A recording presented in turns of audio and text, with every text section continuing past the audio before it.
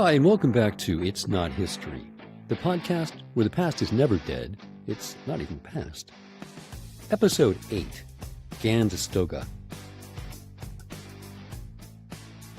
So, in 1681, somewhere along the shores of the Chesapeake Bay in the colony of Maryland, a native diplomat from the Haudenosaunee Nation was having a hard time explaining the workings of his world to the settler representatives of Maryland.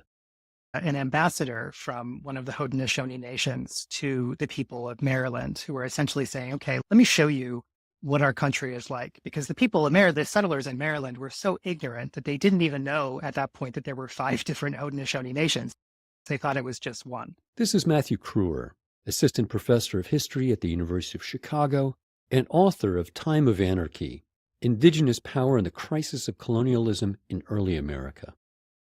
So these ambassadors really have to, dumb it down for the settlers and be like, okay, here's, the Seneca Nation and here's the Cayuga Nation. And here's how we're all situated. We have different names, right? Really, really getting to basics.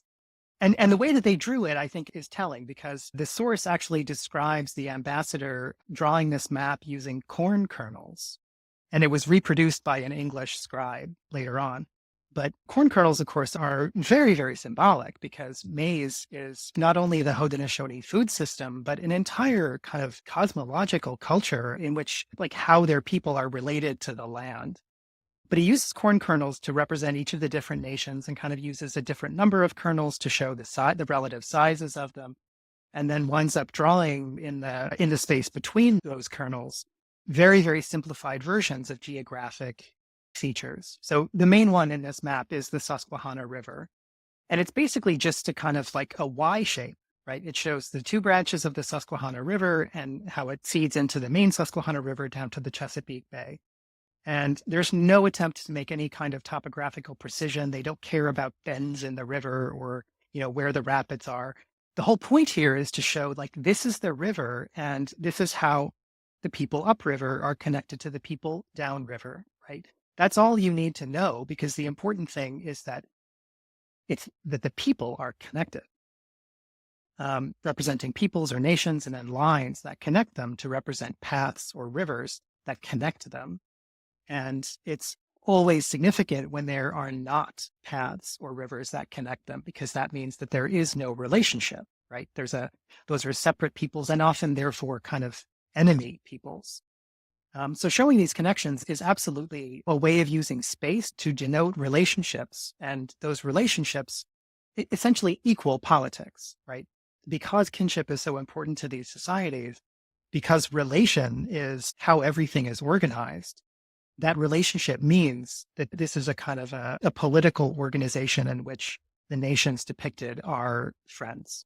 Comparing this map of Indian country by Native Americans to maps made at the same time by European cartographers tells you most of what you need to know about the world views of these 2 groups. The map of the world to the Haudenosaunee shows the relationships between people on the land. The land has little meaning without people and relationships. Geographical features are incidental, waymarkers to help you get to the people. It's all about the people and what you need to know about them and where and how to find them. European map making, by comparison, nautical maps aside, was as much about accounting, finance, as it was about cartography. Cartographers also defined political boundaries, but in a very different way. In a previous episode, we looked at William Penn and his deep desire to do right by native Pennsylvanians. But much of this benevolence ascribed to William Penn was about getting maps right as it was about social justice.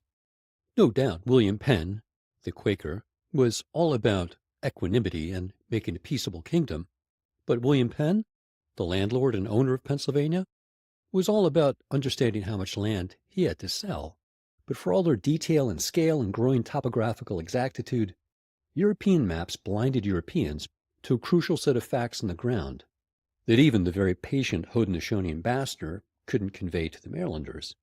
And that was that the indigenous continent was a vast social network, and that indigenous power was not hierarchical in the same way that European power was.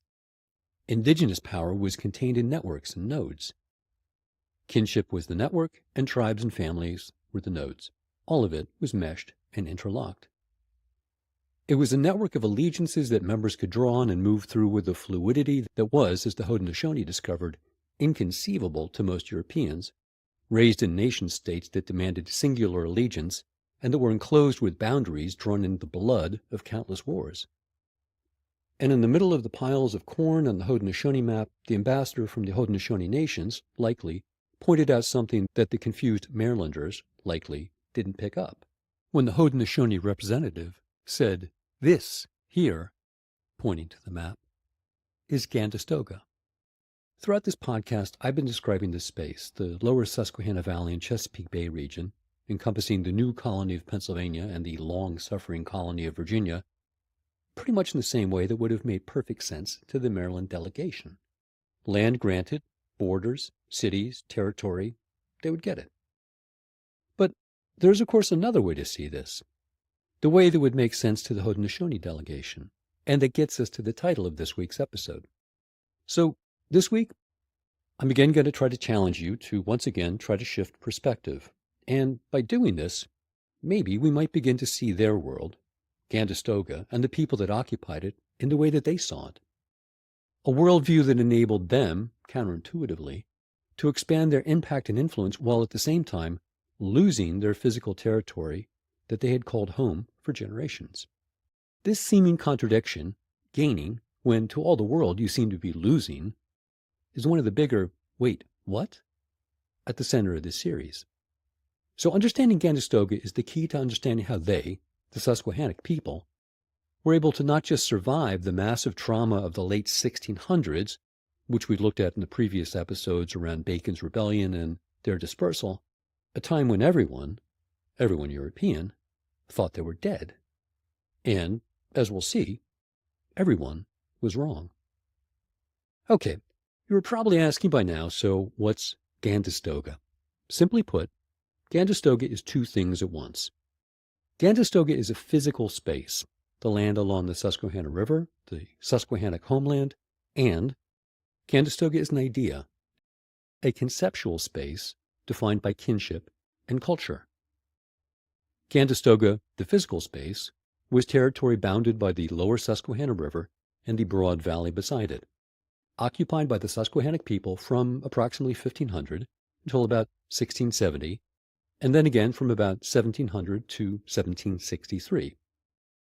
But even more importantly, Gandestoga, the conceptual space, is an idea whose reach and boundaries are defined by the shared kinship and culture of a people, a territory not defined by rivers or borders, but by a network of relationships, kinship, and influences. Fear and love, respect and animosity were the borders and paths through Gandestoga and into other native networks, with fluid boundaries that can expand to encompass new groups and new challenges, that can create new lines and encompass new kernels of corn, as it were, on the Haudenosaunee map. So, I get it. All this might sound a bit wifty, needlessly sort of academic. I get it. But without this piece of the puzzle, the Susquehannock, in the period that Matthew Kruer calls the time of anarchy in the late 1600s, seems to be just an enigma.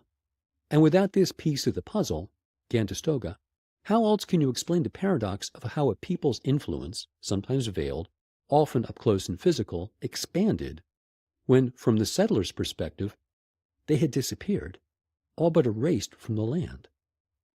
As Matthew Kruer puts it, the Susquehannock story is important not only in its own right, but also because it influences their actions, but also because their actions reshaped eastern North America.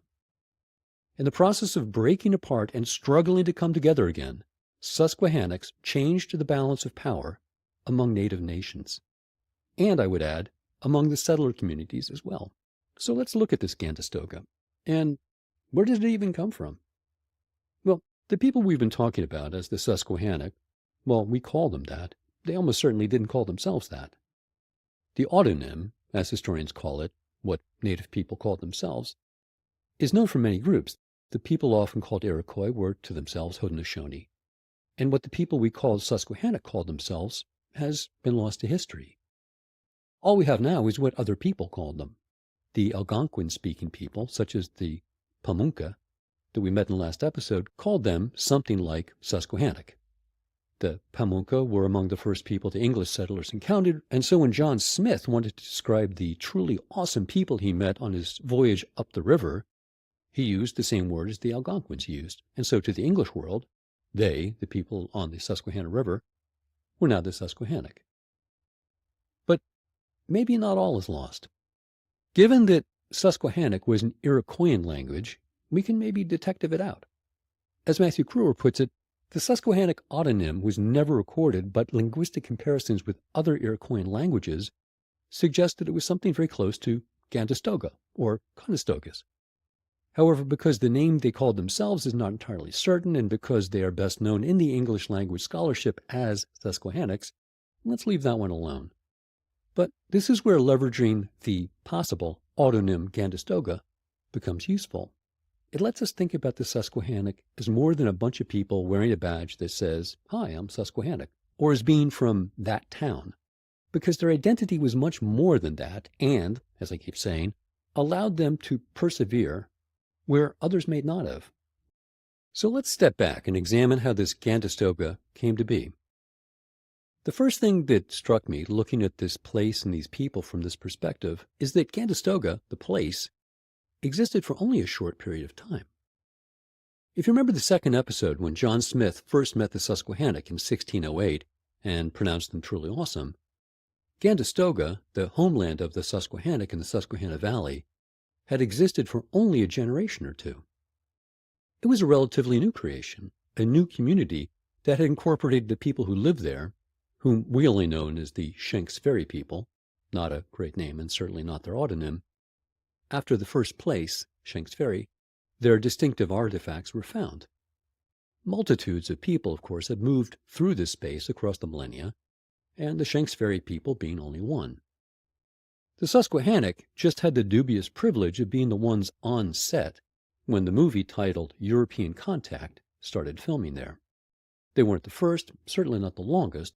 They were just the people there when the lights of European settlement picked them up in its piercing glare. For their part, the Susquehannock had moved to the neighborhood from the north, sharing ancestry and linguistic heritage with the soon-to-be-developed Haudenosaunee Nation. So when they traveled down the road that is the Susquehanna River, probably persuaded to do that by what's known as the Little Ice Age, a time roughly from the 1300s to the 1800s, when the North Atlantic region cooled dramatically, this made the moderate temperatures of the region to the south, with its longer growing season, a better place to find and grow food, a better neighborhood. So the residents of Gandestoga were the relative new kids in the block when John Smith and the new wave of European trade arrived shortly after. And they were the ones strategically placed to take full advantage of what was the brief bubble economy built around beaver pelts and European trade goods. So the 1650s, or at least the early 1650s, were very much the time when the Susquehannocks were in the ascendant. At that point, they had several decades of contact with different European groups. They occupied a geographic area that was very fortuitously placed in the sense that it was close to the Dutch, located or headquartered on Manhattan, the Swedish, the colony of New Sweden in the lower Delaware Valley, as well as the English colonies of Maryland and Virginia. And I count those as separate, even though they were both English, just because Virginia and Maryland did not get along at all and competed with each other quite a lot in terms of trying to control trade with native peoples. So let's take a second to reorient ourselves geographically and temporally. The space that the Susquehannock occupied is today Pennsylvania, but William Penn getting the land granted to him and then naming it after himself is still 30 years in the future. The Europeans to the east were Dutch in New Amsterdam. New York was also decades in the future. North, along the St. Lawrence River, are the French, and the English were to be found at this time south in Virginia and Maryland. And nowhere, if you recall, did any one European power exert any influence, let alone control, further than a thin crescent of settlement along coastal bays and river. And in the middle of this, controlling a central space in the indigenous continent, between the Haudenosaunee to the north and the Powhatan to the south, was Gandestoga, the Susquehannock nation space, ideally situated at the intersection of trading and diplomatic networks. They leveraged this space to become influential, rich, and envied. Envy, that would soon turn to animosity. So the Susquehannocks could benefit from all of these different connections. And through this sort of the relationships that they built via trade, became wealthy in a way that allowed them not only to prosper themselves, but also to build new relationships with other native groups around them as the redistributors of goods, as traders who could travel to very far-flung geographies. And as you'll by now be familiar, things were great until suddenly they weren't. So the 1650s started out at least as a pretty good time. That was kind of like, that was their zenith. That was when things were at their best. But also, that's all, the 1650s are when things started to take a downturn, largely because of geopolitical events happening elsewhere in Indian country. 1649 was the year that the Haudenosaunee nations started launching enormous attacks on their Iroquoian neighbors, starting with the Wendat, or sometimes known as Hurons. Just attacks of unprecedented size that were very, very destructive and resulted in large numbers of Wendats being incorporated into the Haudenosaunee nations as captives, and also a lot of refugees who were seeking shelter in other kinds of places.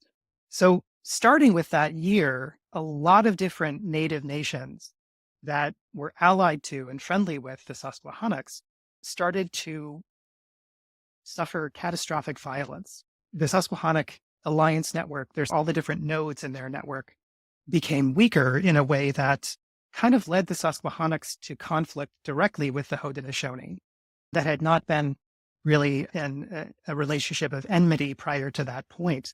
But because the Susquehannocks were tied up with so many of these other relationships, the enemies of the Haudenosaunee kind of became the enemies of the Susquehannocks.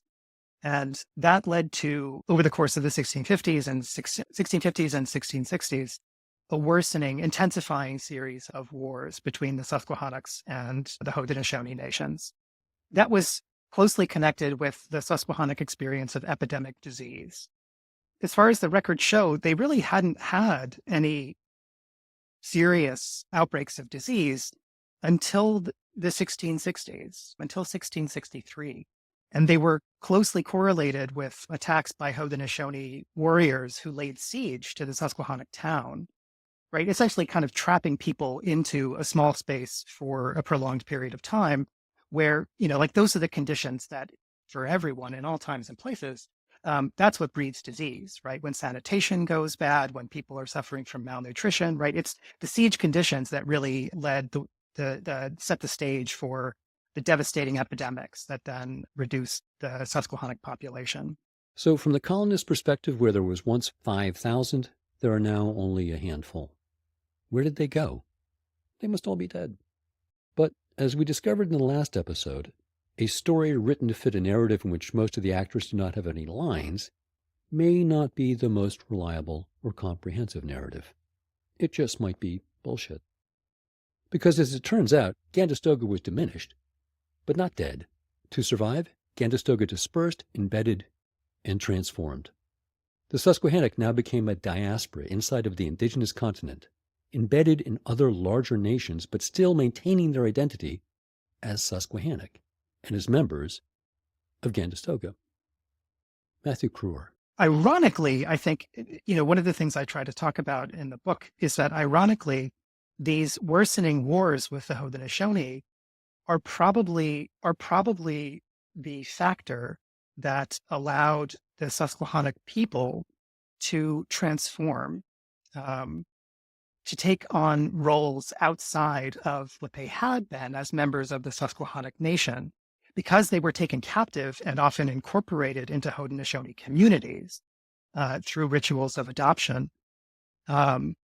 They took on this new role as members of Haudenosaunee communities, but who still had linkages to a Susquehannock heritage, a Susquehannock past, who still identified as Susquehannock in some sort of important way, right? They didn't just lose that because they moved a few hundred miles. And so a lot of the kind of the population loss that we see when we go from 5,000 to, in 1650 to 500 20 years later, I think a lot of that actually needs to be seen as a kind of diffusion of population to other areas as captives and refugees start to join other native communities. And of course, at the time, that's catastrophic for the Susquehannock Nation, which seems to grow weaker and weaker and weaker, and therefore, from the point of view of their European partners, less and less important. But for the Susquehannock people, that kind of sets the stage for a remarkable transformation later in the century, where all of those new relationships, all of these dispersed peoples, still remain part of a network. But they remain part of a network that Susquehannock people can locate and find and activate, even in the worst of circumstances. Losing the physical Gandestoga, they now leveraged their broad network of kinship and diplomacy. The Susquehannocks removed from their home in the Susquehanna created a larger and even more extensive Gandestoga. And Gandestoga became a virtual nation inside a world invisible to Europeans. Paradoxically, as they disappeared from the colonists' view, they simultaneously became more visible and influential across the indigenous continent. You start to see entire families or groups of foreign captives who are still together, who sometimes even just completely reconstitute the old town that they had lived in. They just kind of move into Iroquois country, and they're under a certain kind of Haudenosaunee supervision, but they also maintain much more cultural continuity than they had in the past. What you have then is a Susquehannock nation that, in a sort of an attenuated form, is still existing in Haudenosaunee country, right? It doesn't have the same kind of political cohesion, but it has the same connections of kinship and family and the ability for people who speak the same language, who have the same kind of cultural touchstones, to contact each other, to influence each other, to organize with each other. And of course, to have all of those people be able to create linkages with their new Haudenosaunee neighbors and kinfolk in ways that are much more influential than they traditionally should have been. Imagine a world defined not out of hard geographical and political boundaries, but by networks of relationship and kinship, literally a social network. It was one that, to Europeans, was deeply confusing. Matthew Kruer writes, as Virginians edged closer to a civil war, the Susquehannock were nowhere to be seen. They did not speak a single line, and yet, in a way, they had staged the entire drama. By the end of June 1676, the people of Gandestoga had transformed from a single community to a multitude of autonomous bands scattered across eastern North America. From Iroquois to Albemarle, from the Ohio to the Delaware, small groups of Susquehannock interacted with local colonists and indigenous peoples, pursuing the strategies that they thought best able to make a future for their people. Some reached out in peace, others brought war in their wake. The ramifications exacerbated ethnic tensions within colonial societies and encouraged challenges to governments who could not find them or stop them. In scattering, the force of Susquehannock influence paradoxically multiplied.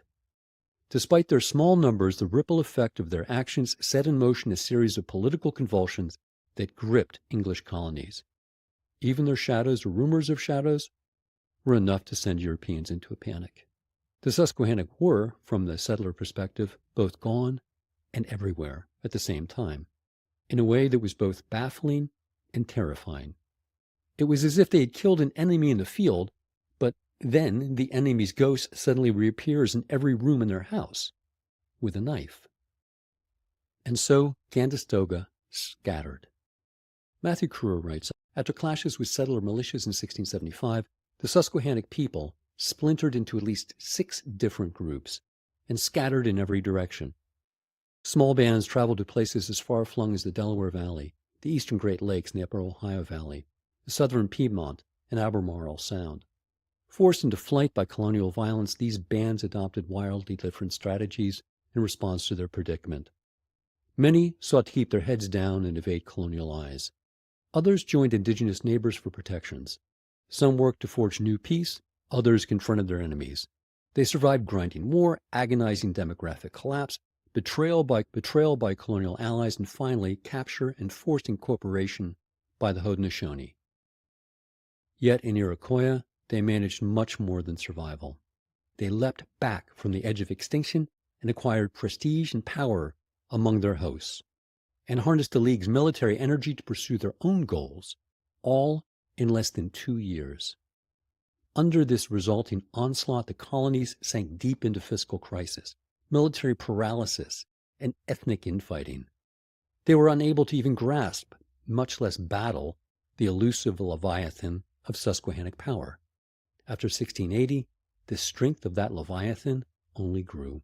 During this period, Gandestoga, the Susquehannock diaspora, linked but separately, sought different strategies to navigate a period that Kruger identifies as the time of anarchy. And for good reason. During this relatively brief and, to our eyes, remote period, there were dozens of uprisings and conflicts, all with links to the influence, directly or indirectly, of the elusive Leviathan that was Susquehannock power. There were struggles between native groups, such as the Susquehannock and Haudenosaunee Wars, and then between native groups and settlers, the Susquehannock-Virginia Wars, the Susquehannock-Maryland Wars, and as far away places as the Carolinas, settlers against each other in Culpeper's Rebellion. And in one that, as a regular listener to this podcast, you will be familiar with, Bacon's Rebellion, when seemingly everyone in Virginia was fighting against everyone else.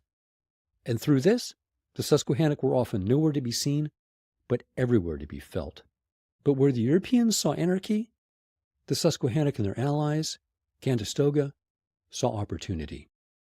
Because a time of failing top-down social order can also be an opportunity for bottom-up realignment and reconfiguration. And nowhere is that better exemplified than in two landmark conferences between indigenous nations at this time. The first was at Shakamaxon along the lower Delaware River, which had long been a ceremonial and diplomatic meeting place. And it was here that the scattered bands of Susquehannocks united their diaspora to briefly connect and re-energize the ties that bound, but even more importantly, Gandestoga was effectively partitioned along kinship lines, turning temporary divisions into seeds of new political communities. So some of the Susquehannocks struck out on their own, returning to the embrace of the territory out of reach of the colonists, such as the Ohio Valley. Others agreed to be embedded into the Haudenosaunee, and a few, chafing at this forced adoption by the Haudenosaunee, kicked off a fresh round of conflict in and among Gandestoga and Iroquois. But probably the most profound and enduring agreement that the Gandestoga diaspora inspired was one where they never even showed up, let alone said anything, never said a word. Yet their presence was deeply felt, and they cast a long, long shadow. The covenant chain. So the covenant chain comes directly out of this moment, and it's sort of convened for the purpose of controlling the Susquehannocks, even though that doesn't work. But it does succeed in creating this diplomatic order that continues well into the 18th century. This is essentially a meeting between English representatives. In 1677, it's Maryland and New York, but it later encompasses multiple English colonies.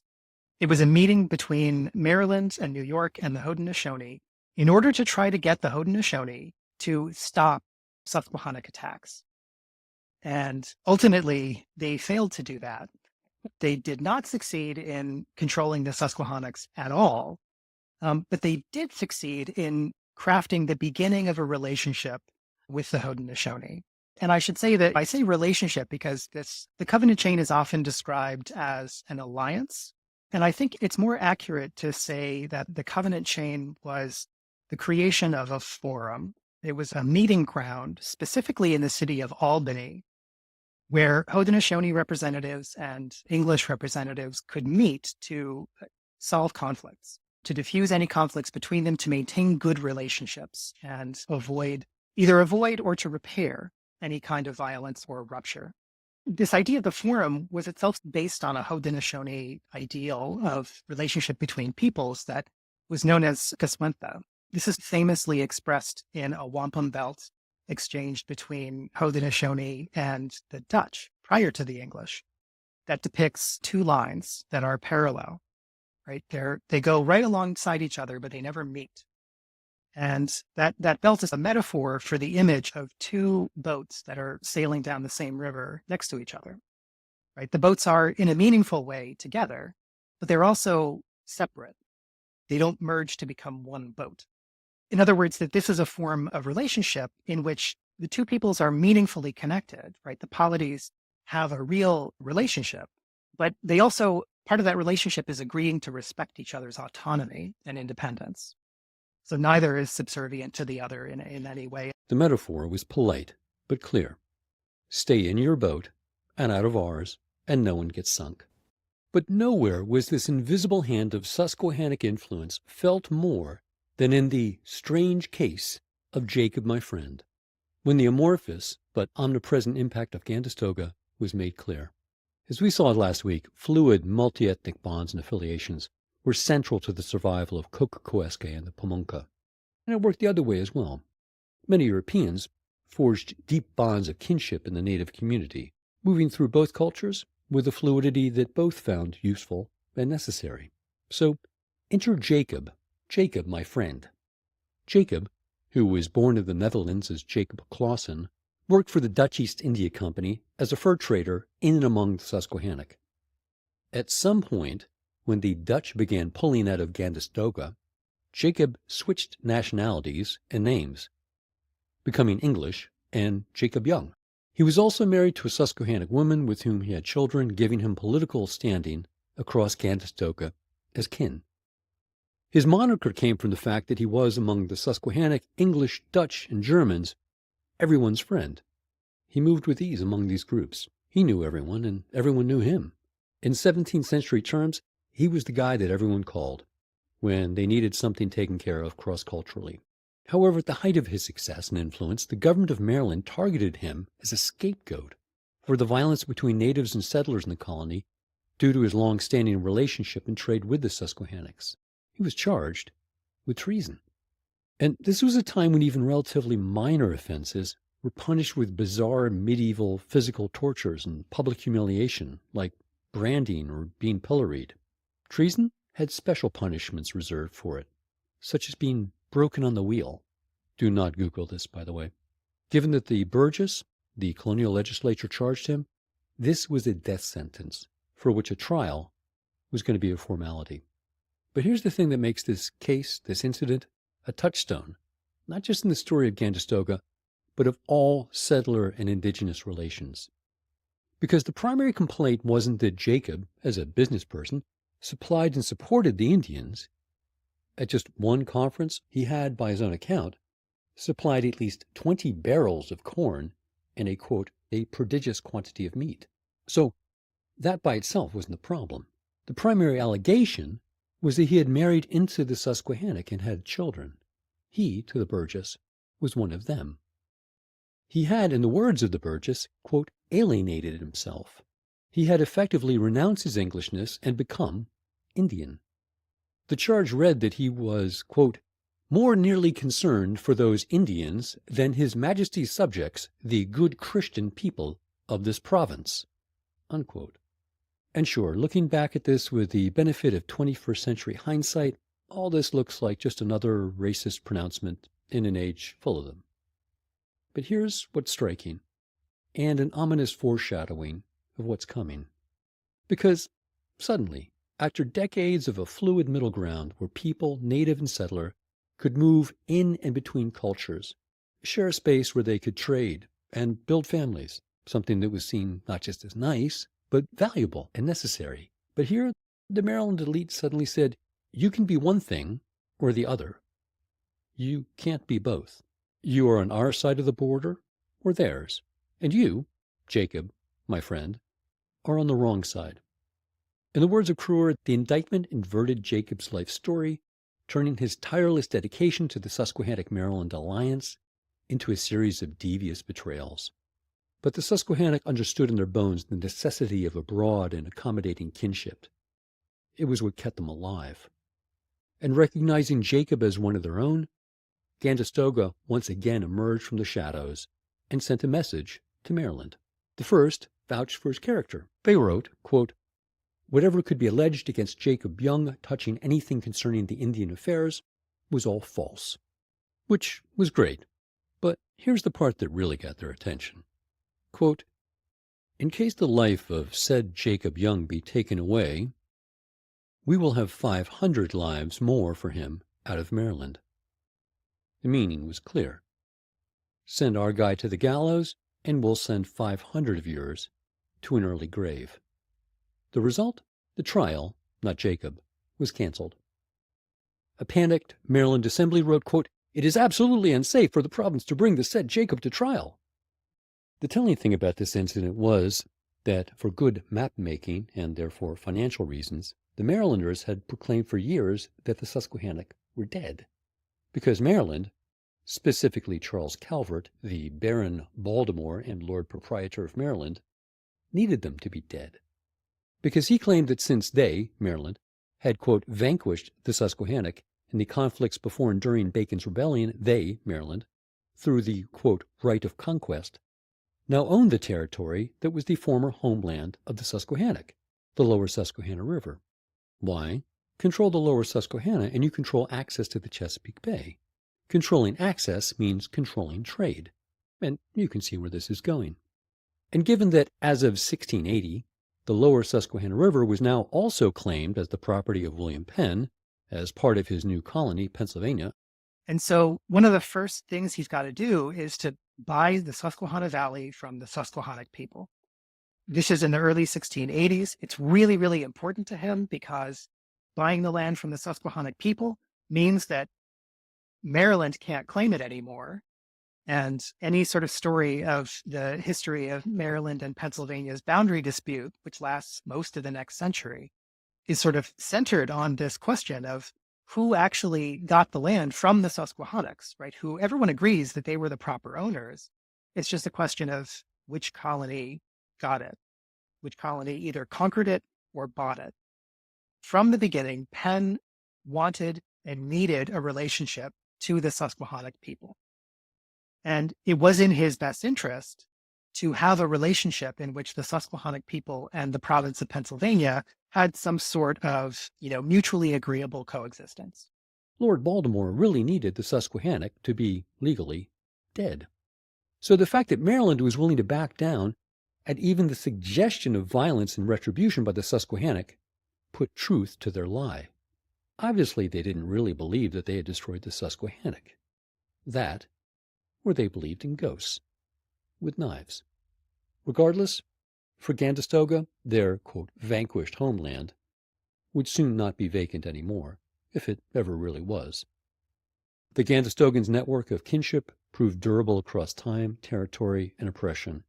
As the 17th century became the 18th century, this broad diaspora began to return to the Susquehanna Valley, bringing their new and extended kin with them.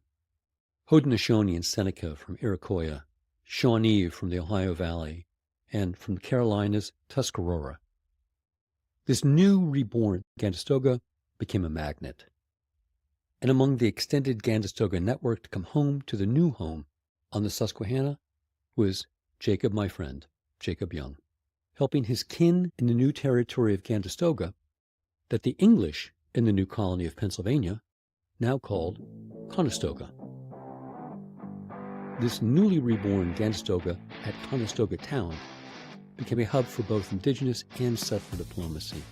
At a treaty council there in 1701, attended by William Penn, the Conestoga leader, Conedogata, quote, King of the Susquehanna, Minquas or Conestoga Indians, proclaimed that his people and the Pennsylvania colonists, quote, shall forever hereafter be as one head and one heart, and live in true friendship and amity as one people. For half a century after its refounding, Gandestoga sat at the crossroads of a growing regional trade.